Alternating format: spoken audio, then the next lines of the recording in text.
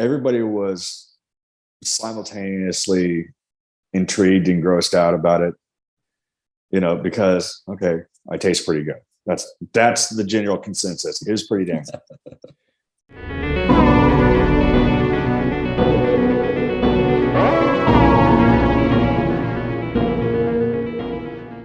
Hello, and welcome to Out of the Ordinary, where I have interesting conversations with people that have experienced something different, something unique. Today's conversation is of an interesting subject. Somebody had the chance to do something that most people only joke about, but they took the opportunity. And so I got a chance to sit down and have a nice chat about it, share a good few laughs. Now, I should warn you, and I don't do this lightly, but as you can probably tell by the video title and some of the other things in this video, that this subject matter is something that might bother a few people. So, I guess viewer discretion advised.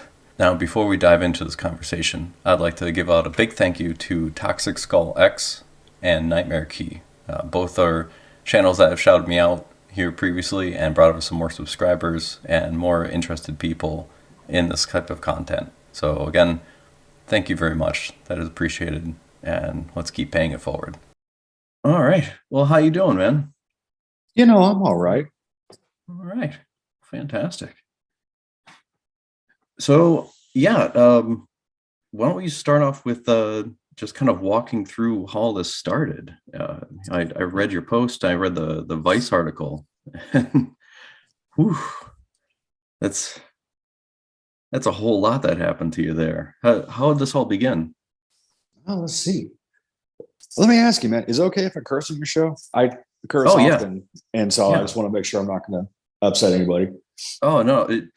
This is, with everything else we're going to be talking about, that's probably going to be the easiest part for people to digest. Ah, cool deal. So let's see. Back in 2015 now. 2015, 2016. I was riding my motorcycle, enjoying my nice Memorial Day. Nice. Up in some mountains, cruising around. And this kid didn't see me. He was crossing the road to a fishing area, and two other cars passed in front of him. And I thought he saw me because he still didn't go. And as I got up to him, he hit the gas, hit the back of my bike.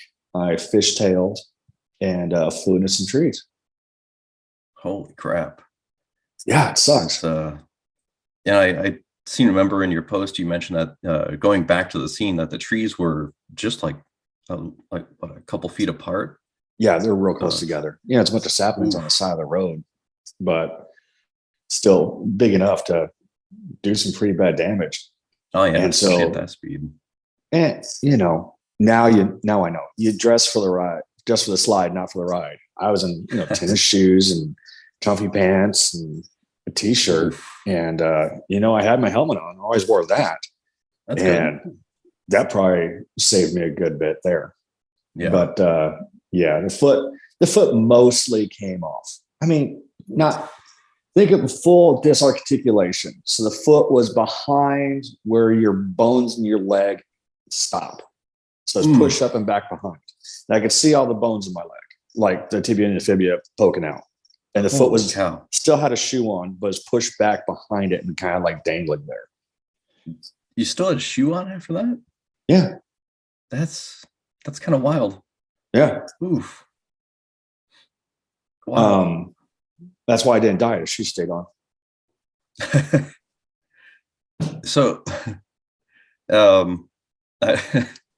I'm also really glad that you mentioned in the post that there's a lot of dark humor that popped up with you and your friends between us, because I don't know if I could help myself from making a few wisecracks here and there. Dark humor is one of the best ways to cope, man.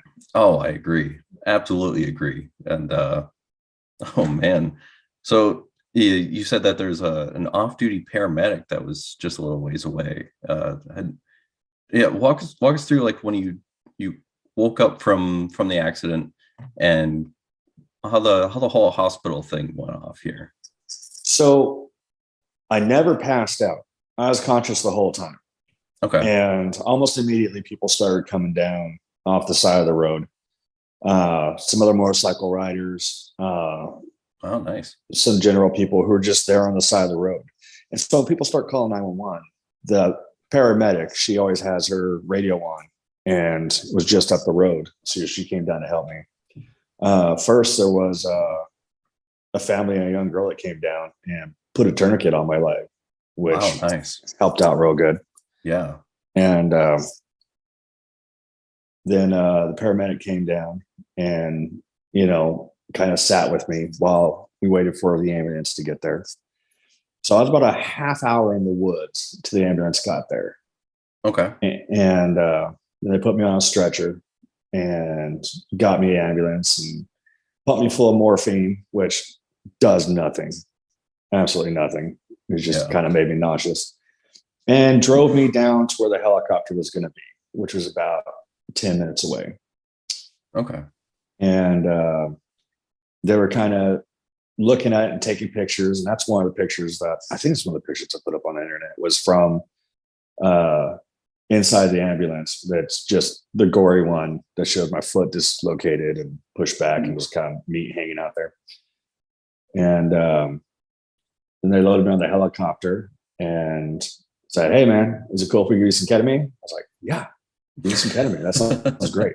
Whatever's gonna, make this stop hurting so damn bad." Yeah. So, Wow. and that's kind of what I credit with my, shiny disposition through the whole thing, because I tripped balls. It was all shapes and colors and me contemplating my life and trying to figure things out as I flew to the hospital. I was off my ass. It was amazing. That's a pretty good way to go. Not gonna lie. Yeah. That's wow. So if you get the chance to try out ketamine in a doctor setting, I would say do it. It was very good for my mental well-being. It's like, doctor, I'm having this headache. You got any ket you could just kind of send my way? That'd be great. Right? In a professional setting, don't just go get it from your buddy. I figure that might be best. Yeah, fair enough. So I get to the hospital and I kind of have, passing memories of talking to doctors and like, well, it's pretty bad. We don't know if we're going to be able to save it. I was like, well, I'd like you to see what you can do. Sure. Passing memories. I don't know if that absolutely happened or if I'm just hallucinating it. And it's fair. You're probably pretty high at the time. So I went into surgery. I think it was a surgery for an hour or two. And I wake up and my family's there and some good friends are there. And, trying to get me settled. Yeah. And they kind of put my foot back together where it was foot shaped. And I have some external fixators and they put me under what I can only describe as one of those heat lamps from Golden Corral that keeps all the meat warm. And it's like 90 degrees in the room. And they're doing this because when they start putting everything back together, they didn't think there was any blood flow in the foot. They thought all the veins or the arteries got crushed. And so they were able to reestablish some blood flow, like a small amount. And they're like, well, the foot looks like it's not going to start becoming necrotic immediately. So we're going to keep heat on it, promote blood flow, and we're going to see how it goes. Okay. And so for the first couple of days, I'm just in there on fantastic drugs, getting all kinds of antibiotics and sitting under a heat lamp as friends and family come through and hang out with me every once in a while. Man. And so it was kind of just coming to terms with all of it. And over the first couple of days, the surgeon would come in and be like, "This isn't going to work, man. You're going to have to make the decision to take this off." I didn't like that at all because it's my foot. It's right there. I can see it's a foot. It's still attached to me. What you got to explain to me why I got to take this off. Yeah. And so over the course of a couple of days, he brings in, MRIs and X-rays, just showing me that all the bones are gone. well, not gone. They're like exploded. I am actually missing two bones, like the metatarsals or carpals or whatever, like the bones that are like up high in your foot. Two of them are just gone. They're just not there anymore. They're out in the forest somewhere getting like squirrels or something. Wow. And they explained to me that while it looks like a foot, it will never support weight, and you will be on painkillers as long as you have this. Like, don't do it. And then one of my close friends got in contact with the Amputee Coalition, and a gentleman came out to talk with me, and he had gone through a similar situation, had an accident in the armed forces, and he kept his foot, and he went through something like 35 surgeries. Ooh. And was addicted to painkillers. Oh, and man. Just terrible. I have this guy from the Amputee Coalition, and he had been living with his parents for 5 years, just kind of trying not to be addicted to opiates, which is a serious thing. Oh, yeah. And he had somebody come in and say, lose a leg, it's going to get better. And within 6 months, he's up and walking. He said, there's no reason. I'm not telling you to do this, but there's no reason to stop your life and go through what I did. Prosthetics are pretty cool. You can get back on it and it's going to be okay. So, after talking with him and talking with some friends, my family, I decided to go ahead and take it off. But I did want to keep it. And so the discussion with the surgeon, when I told him that, he's like, well, no one's ever actually asked me to keep it. So let me go talk to some people about some paperwork. And this real quick, what was your initial motivation to keep the foot? So it's mine. Fuck you. You're not going to take it. That's my initial motivation.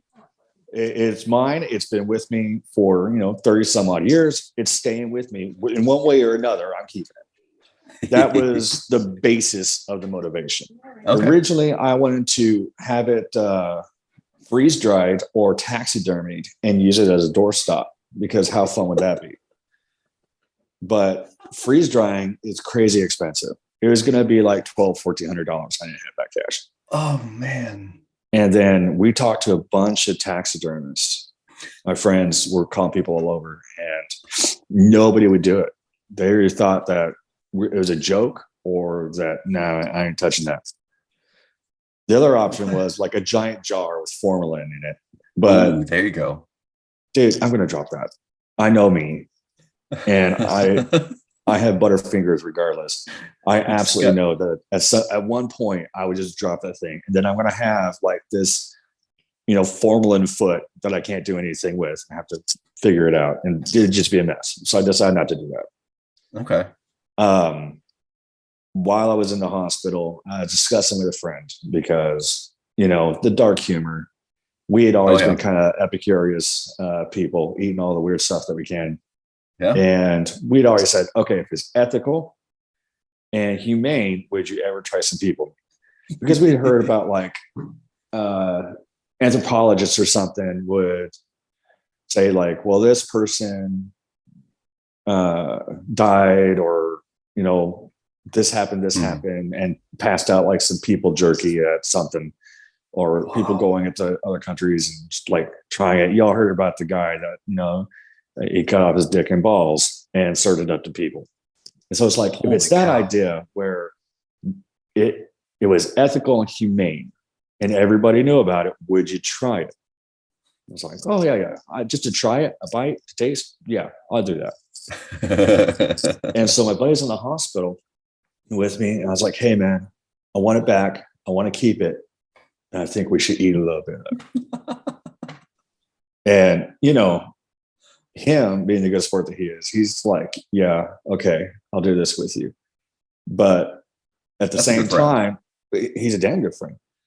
At the same time, I don't know how far he think I was actually going to do it, because, I was on Dilaudid and all kinds of other stuff. True. Beautiful stuff.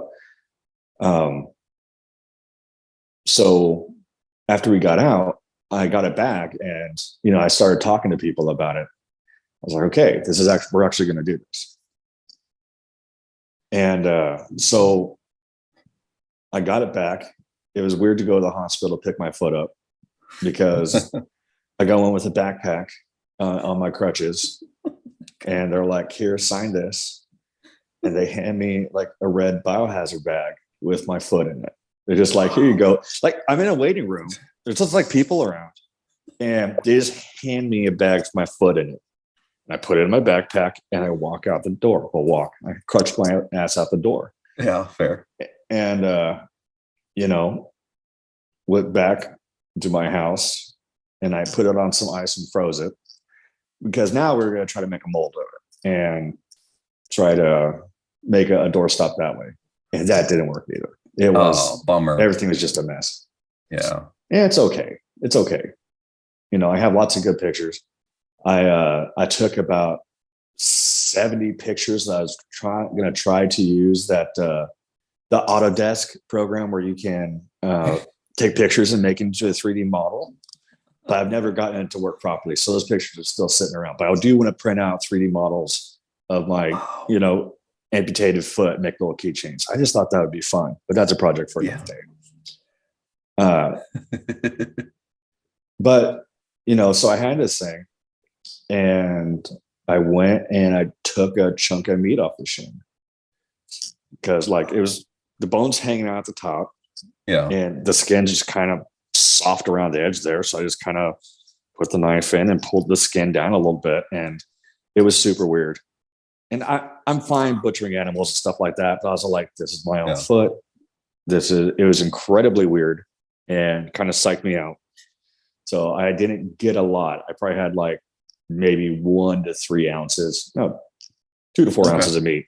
I took off a little chunk, a little fillet off the shin there. Yeah. And stuck in a baggie and stuck it in the freezer. And then I went and cremated the rest of my foot. Okay. And then we talked to everybody, got everybody together, and had a brunch a couple days later. So, oh man, I'm bummed about the 3D modeling not working out, but hopefully we'll get that sorted out, because technology these days, man. I'm sure it's a lot better, and it's like really high res pictures. So maybe it was trying to send it all to the server and compile it. Wasn't working out. I don't know, but one of these days I'll figure it out.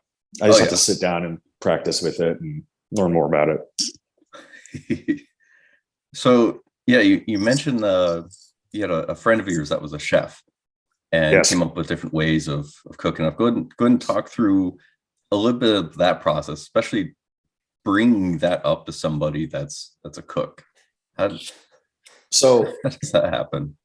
I know him through his girlfriend, now wife, and I was talking with them. I was hanging out with them playing board games with his girlfriend and her mutual friend group, and brought this up and was talking about it. And I was like, hey, look, I'm going to do a thing. Do you guys want to come eat some with me? And she was ecstatic. She was totally into it. Oh, wow. She's a big fucking weirdo. Love her to death. And she's like, oh my God, hold on. We got to get my boyfriend to cook it. Because he's a proper chef. He works at like high-end restaurants. Okay. He's really good at what he does. And so she calls him up at work and it's like, hey, do you want to cook this human meat? What do you think about this? And he's like, I think it's bullshit. And we send some pictures. He's like, oh, okay. Yeah, fine. Let's go do this. And so what he did was he took it, and I don't know exactly what he brined it with. Okay. I think it's just, salt and water and maybe some spices, but he let it sit for a while. And then he cooked it up like little fajitas. So he braised the meat, and then cooked some onions and peppers, put the meat back in there, put some lime juice, made up and cut it real, real small and fine. And then Oh, put it on some tortillas, and really it wasn't a lot of meat. So, every tortilla was cut into quarters and everybody got like one bite. And that's he did that, and they had pastries and mimosas and all kinds of, little accoutrements to go with everything else. And it's a we all full-on sat fancy down. occasion. Oh yeah. Well, how often you gotta go eat some of your friends? You gotta make a thing Sure. about it. Man, oh man. Yeah. Would you mind if I use some of the pictures that you posted for this? Oh yeah, go ahead. Oh, fantastic. It's and one of the ones I found was your friend's recipe for it. So if anyone's curious about how that works, I can't recommend using the same type of meat. Maybe go with some venison or something. But yeah, I'll definitely have that up here. Venison's pretty appropriate. Yeah. I think, people always ask me if I do anything differently. And I think I would probably sous vide it and cook it slow and low, because there's so much damn tendons in there that it was super chewy. And you gotta stick that thing in the sous vide to break down all the tendons over time. And that way it's a little more palatable. Soften it up a little bit. Yep. Man, oh man. So what? All right, you have all these laid out around the table, and you get your fancy drinks. Who takes the first bite, and what was that like? We all kind of took the first bite together after, the requisite dark humor jokes. Mm-hmm. The take this is my body. I think we all kind of, took a bite and started chewing on it. And some people got better pieces than others. And I think everybody was simultaneously intrigued and grossed out about it, because, okay, I taste pretty good. That's the general consensus. It is pretty damn good. Super beefy. Kind of like I only liken it to bison, like really beefy, low fat, kind of dry, really, really chewy. But that punchy flavor. Yeah. Oh, yeah. Okay. And then we just kept chewing because it was so goddamn chewy. And jeez. One friend said, I think this is the first time you've been inside 10 people at once. That was a pretty good joke. One friend had to spit me out. She just sat there and chewed and chewed and chewed. It's like, I can't do it anymore. I'm sorry. It's grossing me out now. But it was a good little thing. And then we sat around and drank and made jokes and ate some pastries. What a bonding moment that must have been too. Just what did it bring people together? Well, it's that weird thing. You bring people together through a very unique experience. It was completely wholesome. Everybody is there in support of me. Yeah. People that helped me out through that trying time and been there for me. And now I'm actually becoming a part of it. And that's kind of, I'm not a spiritual person, but it's kind of a meaningful thing. Yeah, it's true. That's wow. So, did anyone like look around the table and see if there's anyone that was enjoying it a lot? Did anyone look around and be like, all right, who's really enjoying this flat out? One guy did. There was 12 pieces because it was 3 tortillas and only 11 of us. So one guy did get seconds. He's like, anybody else going to have this one? Can I have that? So he was the standout. If anyone's the proper cannibal, it was him. Holy cow. Going back for seconds. What a trooper. What were the favorite jokes out of this whole thing? You mentioned the Last Supper joke. That's pretty good. Yeah. The Last Supper joke, bidding in 10 people at once. My friend's daughter was there, and she's one of the ones that was helping me put try to make the foot into to cast it to make a doorstop. And during that process, she was wearing gloves. and was trying to maneuver it, and her hand actually slipped in under the meat along the bone. And she's during the dinner, she's like, well, you're inside me now, and I was inside you yesterday. I guess that's complete. Just terrible. That's the best kind of humor for something like this, though. It is. It was absolutely wonderful. Oh, man. And so go ahead.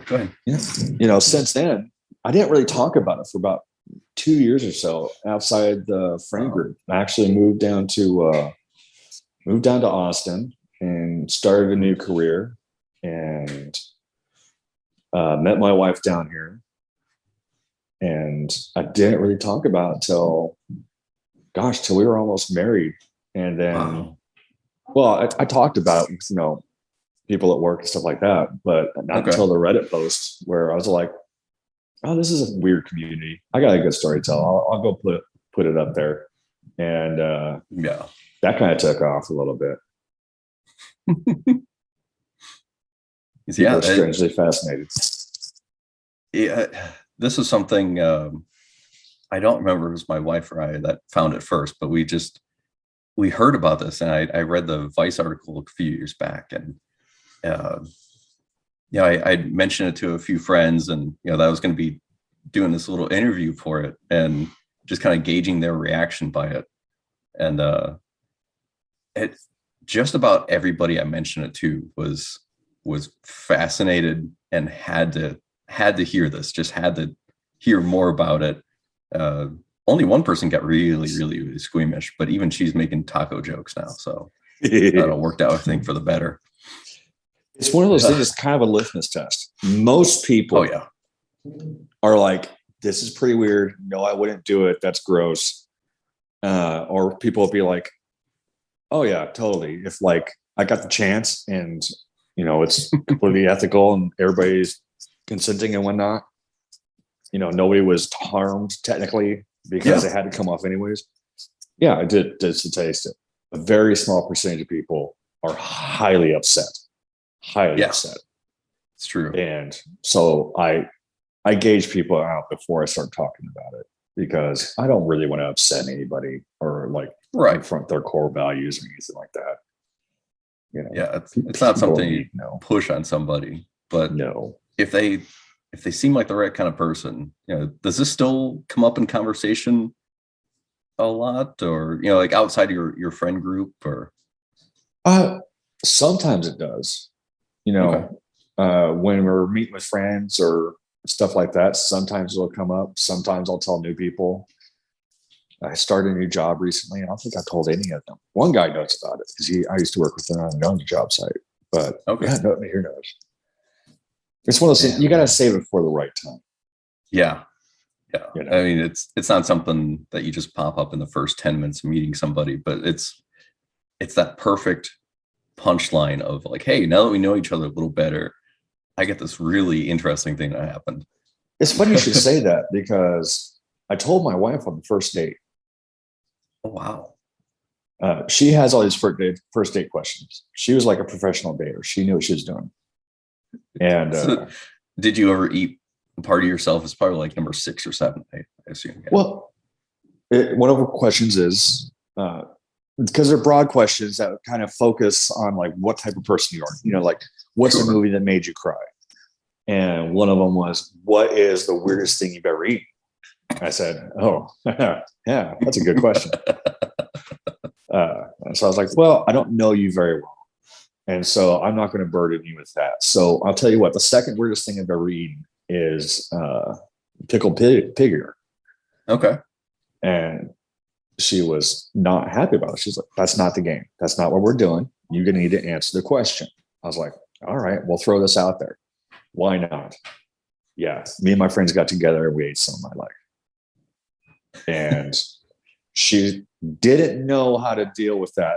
She thought I was bullshit. I was making it up. A lot of people would, I assume. And so the date went on, and we had a fantastic, 6-hour date. And we had gone out a couple more times, and I had some friends come down to visit me. And She asked them, well, were you guys one of the ones that got there and ate them? And they're like, oh yeah, that happened. And they're like, you told her? I was like, she wanted to know. So that kind of sealed it and confirmed it in her eyes. Yeah. So now it's one of those fun things that if someone is going to be told about it, she kind of likes to watch their reaction as well. Oh man. So it's always a good time. Oh man, what a good party story that is. It's so you cremated the rest of the leg. Do you still have the ashes? Oh yeah, I got them in a little jar. Nice.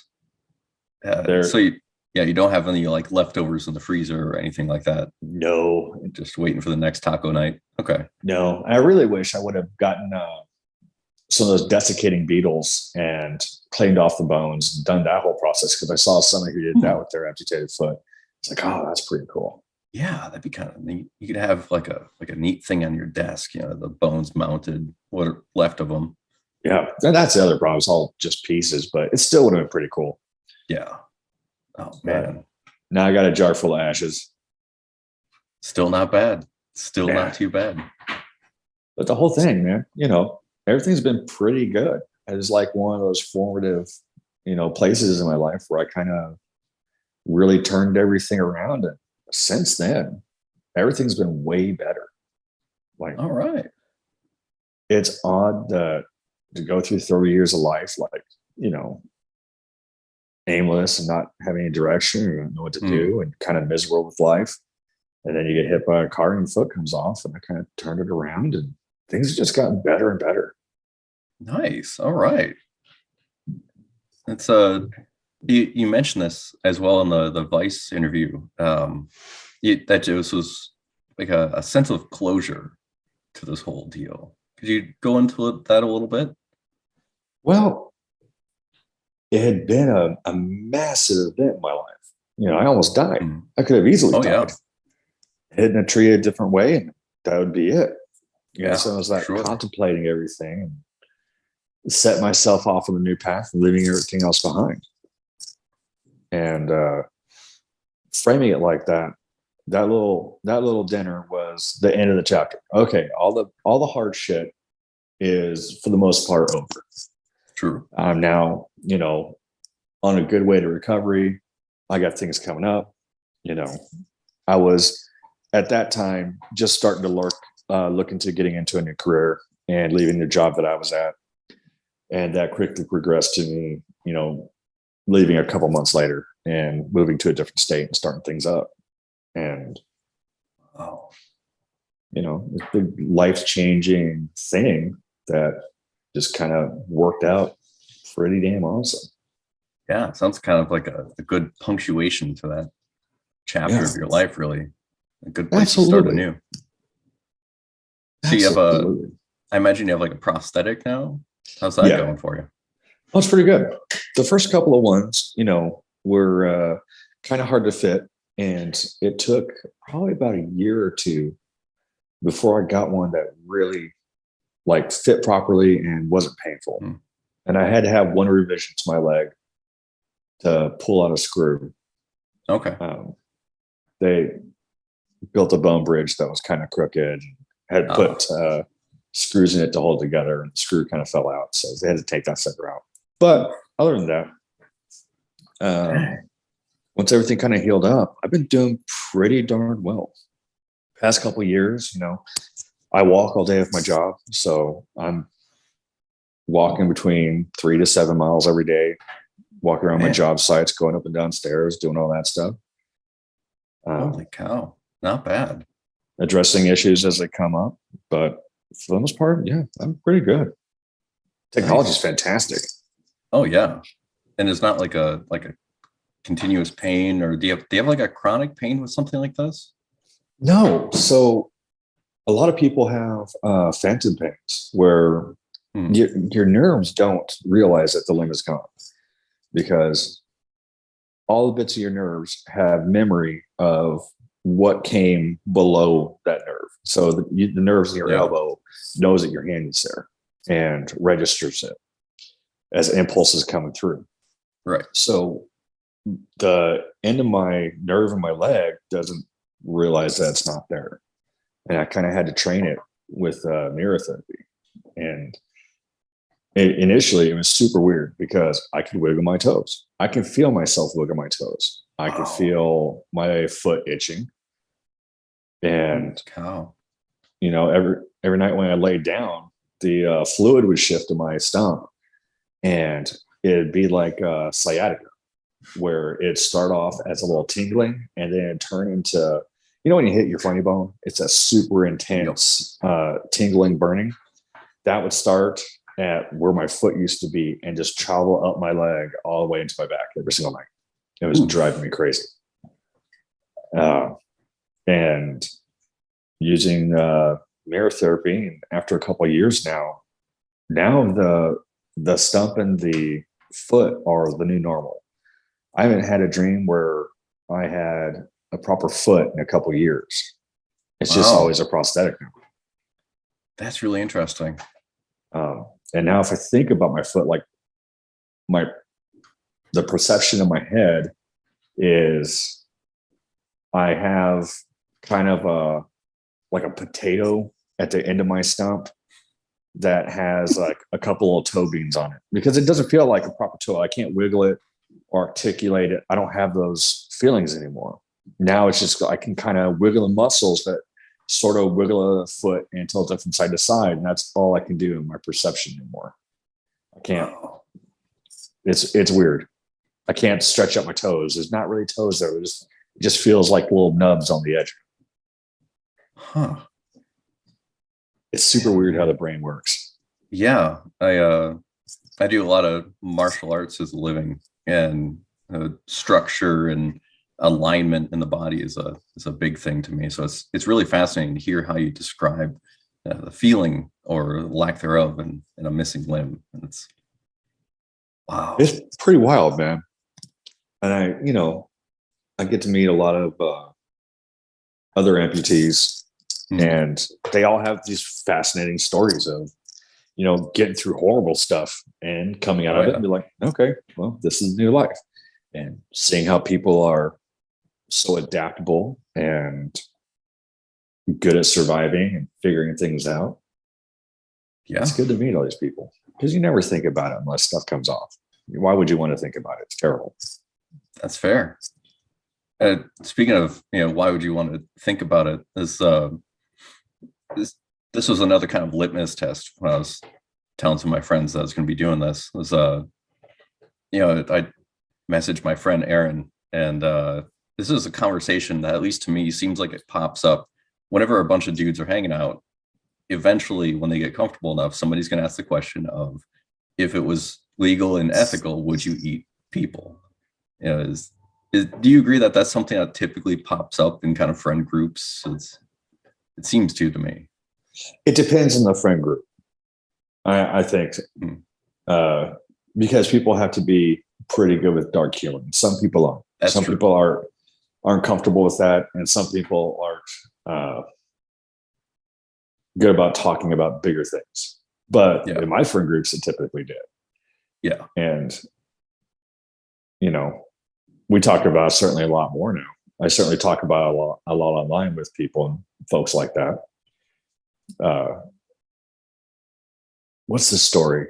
People are aliens are coming down, and they, abducted some people, and the aliens are talking about it. So what are they like? I was like, oh, it's just meat. Just piles of meat. It's like, wait, what are they thinking with? Meat. How do they see? That's all meat. It's like, wait, what do you mean it's just meat? It's just meat. All of it. It's all meat. And it's this whole long diatribe. Like, well, they were sending radio signals. Well, how'd they do that? Well, they built things. What'd they build it with? Meat. They use their meat. They think about it, and they build stuff. Everybody's just meat. And, you have to accept that. Everybody you love, they're meat. Everybody hate, it's all meat. Everybody's just meat, thinking meat, walking around and having their little meat days. At the end of the day, everybody's just a big pile of meat, good or bad. That's that's kind of subverting the, whole human experience. But I mean, it's thinking me, it's pretty damn cool. Yeah. It keeps it pretty cool, but also kind of keeps it in an interesting perspective. But, so when you're eating food now, like, do you ever get like minor flashbacks? If you eat like Taco Bell, or eat a nice like bison burger or something, does that kind of memory kick in again? Only sometimes, and it's usually just when I'm eating like a piece of veal or a straight piece of steak, where I get that real raw meat, and I'm just sitting there chewing through it, and like, yep, the chewiness that's the chewiness of the muscle tissue. That's what always gets me. And so only at those times do I think like, yep, that's pretty much it right there. Wow. It's if if this ever happened again, would this be something you'd repeat, or would you do anything different if this repeated? Well, so it's one of those things that I hope it doesn't, because the only way you're ethically going to get me is if somebody went through an accident. And unless they start doing a thing, the lab grown meat, that'd be really interesting to lab grow, some meatball steaks, straight up Soylent Green. I didn't think about that, but yeah, that's true. But I hope it doesn't. I hope I never get the chance again, because I don't want anybody going through that kind of pain and suffering and, traumatic life experiences. If it does come up, I might broach the subject with, I really hope it never happens to me. I want to keep all my pieces together. I got 2 hands and a foot left. I really like them. They're good for lots of stuff. Left hand, less so. It's kind of stupid, but the right hand, definitely. Left hand's convenient. Right hand is absolutely necessary. So I hope I never get the chance. But if somebody else has an accident and something happens, I might broach the subject with them and say, you have an opportunity here to do something unique, if you so choose, and if you're interested in that. It was a good thing for me. It might not be a good thing for everybody else. And it's not like I'm fiending for human flesh. I'm not going around just like looking at people like, oh, you tasty motherfucker. Infuse some fine wine. Come on now. It's nothing like that. As far as I know, nobody's had any ill effects or isn't, thirsty for human flesh in any way. Not more than they were before, anyways. That's fair. Yeah. It's one of those things where it was singular to me, and it was a helpful thing for me. It might not be for other people, but it certainly was unique. Man. And you mentioned also that you guys were, when you pulled out the foot, kind of playing with it, joking around with it, and you mentioned that it didn't seem weird, and that was the weird part to you. Talk us through that a little bit. It was a human foot. It was my foot. And it was like, oh, there it is. And it wasn't gross. It wasn't anything. It didn't smell. It had been sanitized and dipped in iodine and cleaned off. And it was just a foot separated from a body. No blood or anything. I think that was what made it not weird, is because there was absolutely no blood. It had been completely drained out or coagulated. I don't know which. But it was just this clean white leg with some meat at the top. Wow. It's super bizarre. And just kind of holding it, it's a lot heavier than you think it would be. Yeah. And, it was cold because we had frozen it. Yeah. And I was just sitting there washing it off. And I was like, okay, that's just my leg. And it's over there. And it's no longer attached to me. When you're washing it off, did you clean like between the toes and the fingernails? Yeah. Got to be thorough. Got to scrape that stuff out of there. It was just surreal in how benign it was. Because once it's separated, it's just there. It's no longer, it's not living tissue. It's just tissue waiting to rot. It was weird. And it being separated from me and no longer being living, and me sitting there thinking about like, that's a piece of me that's over there no longer living. Yeah. That was the weirdest part about it. It's just the contemplation of it, me being separated. God, somebody made the joke online one of the last times I was talking about it. And it's like this, you should call your foot insanely shiny sharp, and then call yourself insanely shiny sharp altogether if your foot was back on. The Mitch Hedberg joke about corn. That's fantastic. Love Mitch Hedberg. God. Oh man. Holy cow. I mean, talk about ultimate foot and mouth syndrome. That's yeah. I followed a lot of the jokes that were popping up in the Reddit thread, and someone posted over like best cannibal jokes and all sorts of stuff. But yeah, I would be so tempted for like a resume going into a new job to put down Auto-Cannibal, and just right in between everything else, I worked here for a little bit. These are the things I'm really good at and proficient with, and it just a little bullet point there just to see who catches it. Oh, it's like if it's a job I wasn't concerned about, I might do. True. That. Yeah, because I'm assuming, seeing that they might even call the cops.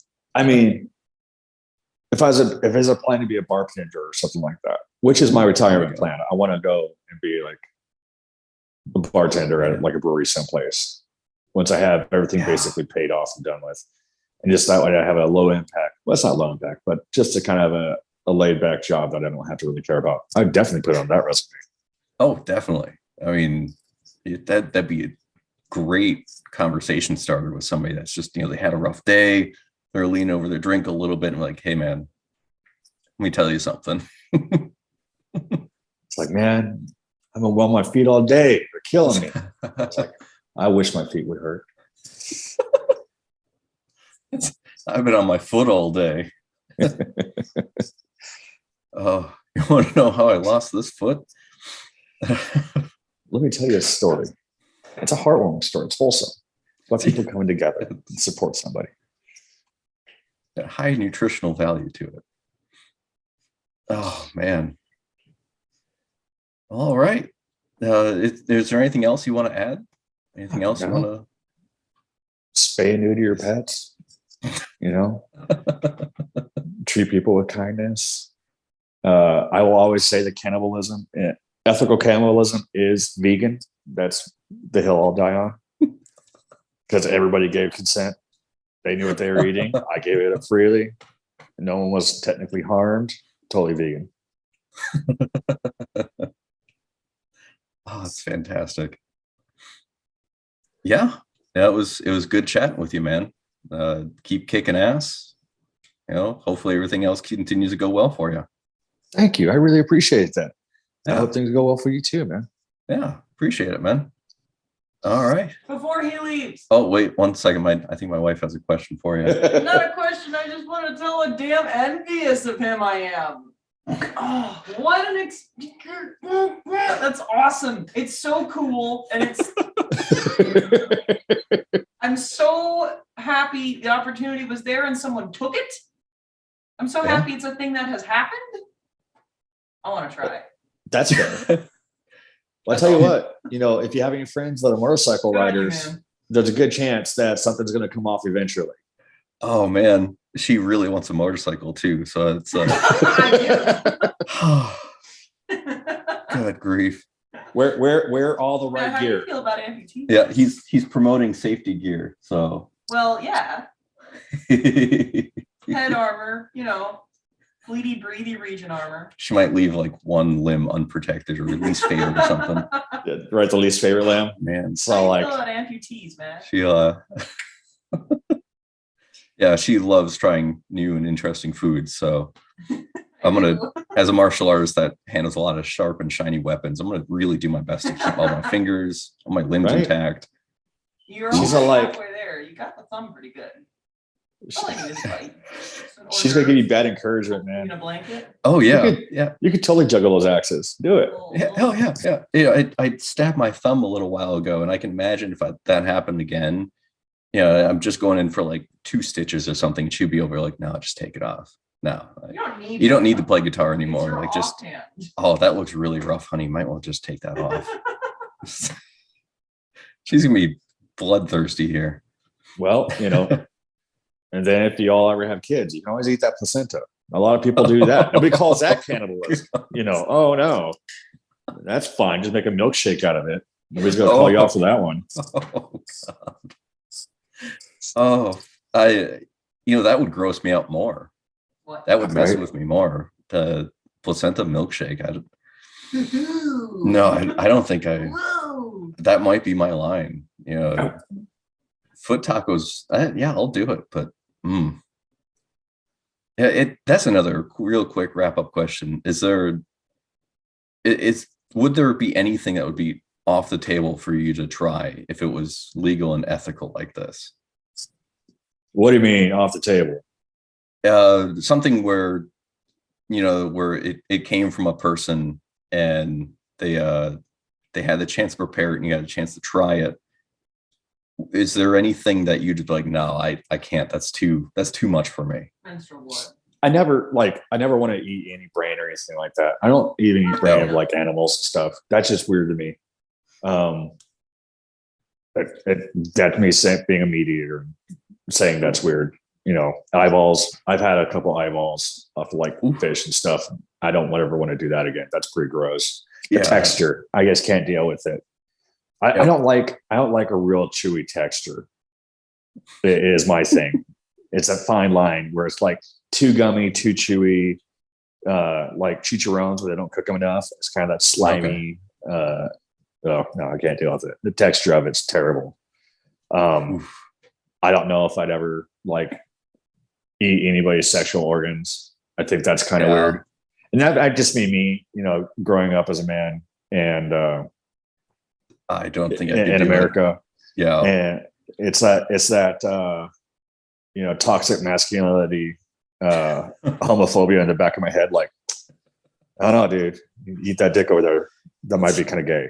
Yeah, that's like the ultimate gay, I think. The dick burrito. I don't know. Dick burrito. I love that. Yeah. I also think the texture would be terrible. That's probably another would thing. be. It's like what, spongy tissue. I don't know. I think that texture would be terrible. If it's not meat, basically, if it's not meat, I don't want to eat it off a person. How about that? Yeah, that's a pretty good way to go. I just feel that I'm used to eating meat. I like eating meat. I'm okay with, you know, organ meats and stuff like that. Yeah. But if it's organ meats, that means somebody died, and I don't want to take part in that. I don't want to do it like that thing where like, hey, I'm going to die. I want you to eat me. I'm like, I don't know about that. Yeah. I want you to have the meal with me. Yeah. But if they had like their kidney removed or something, like, it's not going to go to anybody. You know, it's not useful. Yeah, but if they had the kidney removed, it's probably diseased. And that's the other thing. I don't want to eat disease meat or diseased flesh, like cancer and stuff like that. No. Oh. Yeah, no, there's not enough Tabasco to cover that one up. No. I'm imagining they give you some sort of indigestion. It can't be good. All right. Well, I think Fantastic, we'll wrap it up there. Yeah. Again, thank you very much for doing this. And keep on keeping on, man. That was fun. Likewise. Absolutely. Have yourself a great rest of your Saturday. Yeah. Hey, you too, man.